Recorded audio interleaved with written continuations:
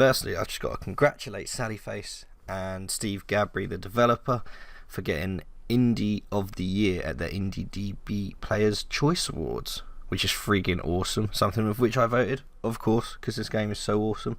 Definitely my indie game of the year, no doubt. Anyway, without further ado, let's get into understanding Sallyface.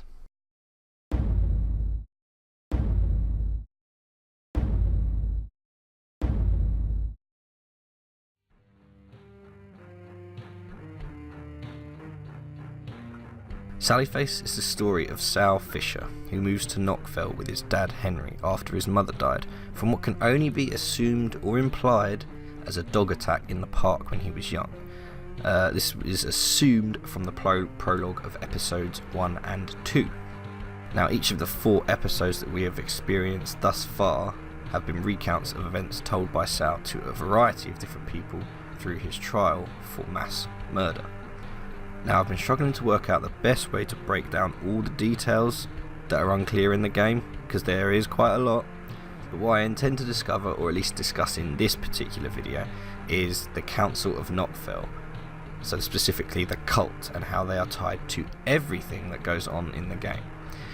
This video will focus mainly on the events of episodes 1 and 2, whilst touching on elements of episode 3.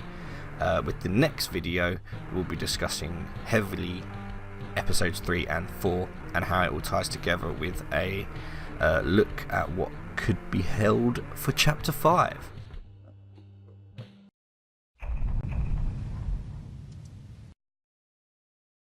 In episode 1, Sal, along with his new friend Larry, begins to investigate the murder of one of the residents, Mrs. Sanderson. Larry, having seen the murder firsthand, investigates with Sal to try and catch Charlie, as he was the one who he saw murder him, to which the boys end up stealing Charlie's fabled glitter pony after seeing blood on it, and handing it over to the police. We also meet Mrs. Gibson, who's seemingly unimportant to the storyline, the foreshadowing hobo, who we see in many different episodes, Terence Addison, more on him in the second video, Larry's mum Lisa, who works at the apartments, the amazing Chug, and the ghost of Megan Holmes.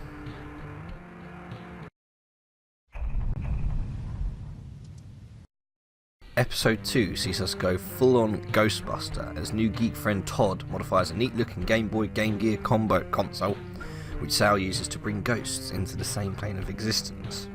Now, to try and best understand the cult, we need to look at the events of Sallyface chronologically, and by that I mean from the perspective of the characters in the story, not us as players. And to do that, we need to go to the Super Gear Boy game in Seeking Providence in episode 2. The modified game console allowed Sal to go and bring forth ghosts to speak to him, which unlocked a chapter in the Seeking Providence game cartridge, which was found in the apartments which related to that particular ghost. When you go see Miss Rosenberg, real name Allison, everyone calls her Rose, and use the Super Gear Boy on her, which almost kills her, you can play through the first chapter. Now, from the message you first get, it confirms that Miss Rosenberg is indeed a witch. But if you wanted further proof that this is Miss Rosenberg, just look at that nose. Bruh. Look at it. But also when she talks of past regrets and mistakes with Sal, which alludes to her being younger when she originally joined the cult and was desperate to find a place in the world. We then get introduced to Larry's dad for the first time in the game as the Phantom, who tries to communicate to Sal in broken text in the treehouse, which eagle-eyed commenter Isaac Jones on episode 2 of my Let's Play of Sallyface worked out, which read, "No one can know about this, okay, Sal? Not even Larry. Many lives will depend on it. I am sorry, I don't have much time. Just remember the Red Bull. You have to remember the Red Bull. Over. I have to go now. The bridge is fading. Don't forget the Red Bull. Larry is afraid to die. Todd is waiting for you. Over." Also, he thinks. But this then provides us with chapter 2 of the Super Gear Boy game, in which we play as Larry's dad, Jim Johnson. The message this chapter speaks of is in relation to Rose, who according to Jim Johnson's journal in chapter 3, states this: I came across a small brick building. Standing outside was an elderly woman. She was the first contact I had with these people. She welcomed me as if she had been waiting for my arrival. Despite the kindness she presented, I could sense something hidden and dark deep within her eyes. I felt uneasy around her, yet also a strange sense of familiarity, as if we knew each other in another lifetime. I'm not one to normally believe in such things, but the sensation was potent. Now, did I forget to mention the part where Jim Johnson, Larry's dad, is a humanoid alien from another planet? Yes, I am 100% serious about that. We learned this from Jim Johnson's journal entries in Chapter 3. I pulled Eve into one of the drifters and quickly made sure she was secure before taking off. As we smashed through the windows of the tower and then through the atmosphere, the shadows consumed the entire planet. There was nothing left. The jump was a success, and the planet is beautiful, filled with lush forests, fresh air, and small creatures for nourishment. I've come across a small town. Humans! Early civilized humans. The odds of this are astronomical. The drifter would have changed our world had it not been destroyed before they went to market. I came across a small brick building. So knowing this now, going back to the Super Gear Boy message for Chapter 2, it tells us, and the journal confirms it, that Rose was the one who recruited Jim Johnson into the cult. Now here's where it kind of gets complicated, because this implies one of a number of different things. When Jim met Rose, she knew, being a witch and all, that he was an alien and could be useful to the cult in perhaps summoning the demon or doing some other worldly things. We don't know exactly. 2. Rose was being controlled by the red-eyed demon, which could be backed up by Jim Johnson's notion that she was filled with darkness when he first met her at the apartments. Or 3. Perhaps joining the cult was Jim's way of getting his sister back. But that's just speculation on my part. Chapter 2 of the Super Gear Boy also heavily references the bridge, which the Phantom, Jim Johnson, speaks of regularly. It's also the name of one of the tapes that we find, the VHS tapes, in episode 4. So it's just a few references there for you guys to delve into. But that's Chapter 2 of the Super Gear Boy, and we'll be delving heavily into Jim Johnson again in the next video. On to Chapter 3, 4 and 5, which go into the story of the Holmes family. They consist of Stacy, Luke and Megan.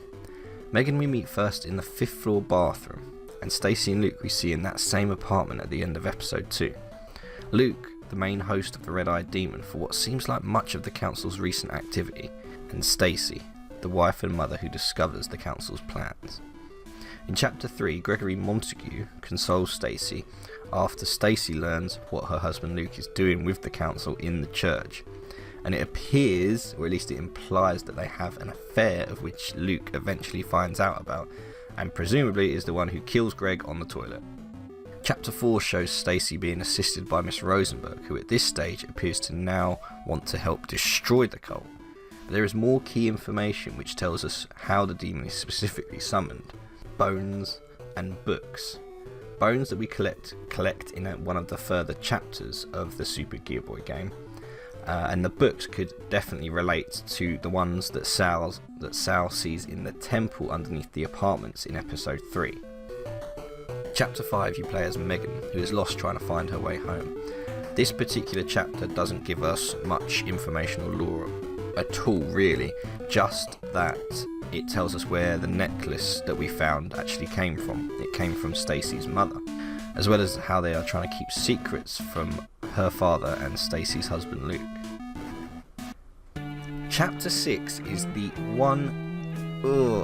one gripe that I'm having at the moment. It's the one mystery that I can't even begin to think about.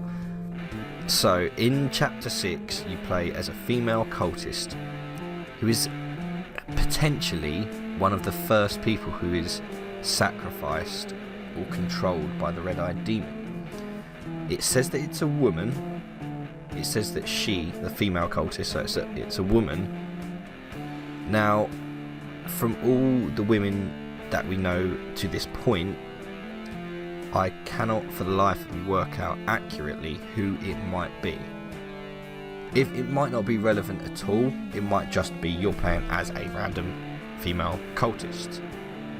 But is it not interesting that this chapter you play as a female cultist, and yet it tells you that it's a female cultist? It didn't have to give you that descriptive bit of information, but the dev did, which makes me think that that person who is sacrificed is important. But who is it? Now, I had one theory that it was Jim Johnson's sister, but I don't believe that to be the case. Now, the reason for this is that once you see the cult of the rest of the chapter, you see Jim Johnson there. Surely Jim Johnson wouldn't have allowed his sister to have been sacrificed to the cult, so that rules her out. Then there's only a few select people you can think of, like Mrs. Gibson, who I'd be surprised if it is, Mrs. Packerton, who again would be surprised if it is. So, and it said it was a young occultist, so I don't know. So let me know in the comments who you think that female cultist is. Give me some names and we can try and work this out, because I find it difficult to believe that it's just some random cultist.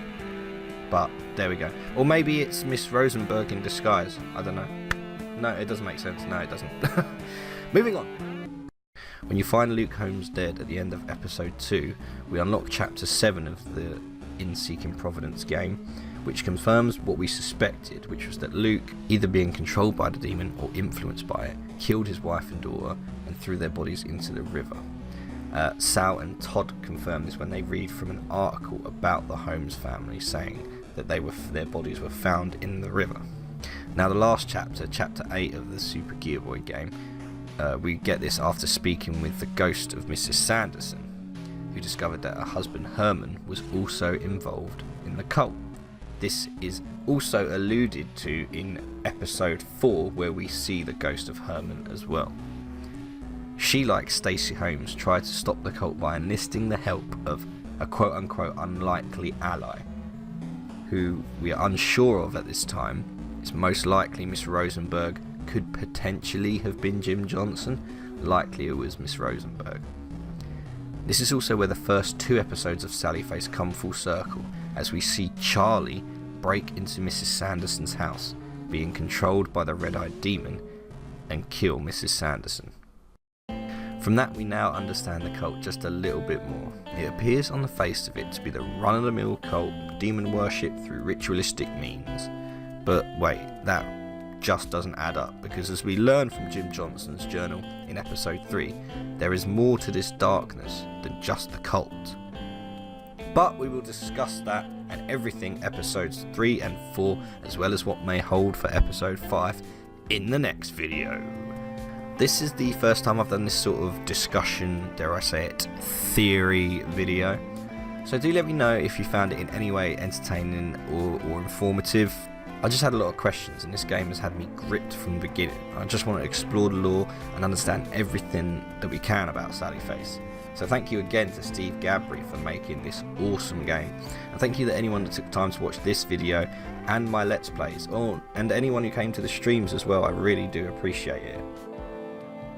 Now I will leave you with one final thought that I had, and it just happened when I was just editing through this video. It's regarding Miss Rosenberg. If you have a look at a lot of the conversations that she has with Sal, and not just her, but a lot of other people as well, a lot of what they focus on is to do with destiny and fate and not being in control of things. So with that in mind, let me ask you this.